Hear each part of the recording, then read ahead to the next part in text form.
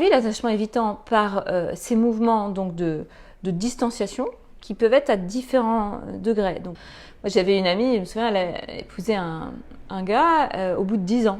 Et pendant 10 ans, leur couple allait plutôt bien. Ils s'étaient connus très jeunes, à 18 ans.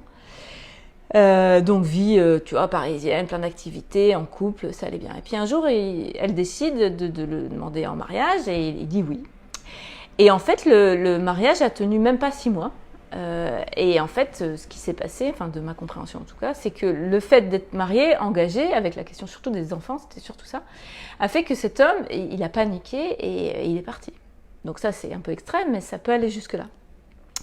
Et bien avant cet extrême, tu as souvent des comportements de fuite plus ou moins justifiés. Donc souvent c'est une fuite dans d'autres sphères de la vie, quoi. Donc typiquement le boulot, le sport, les associations. C'est des fuites de la parole aussi, c'est-à-dire par exemple de ne pas être dans cet échange qui est souhaité par l'autre, surtout si l'autre est anxieux.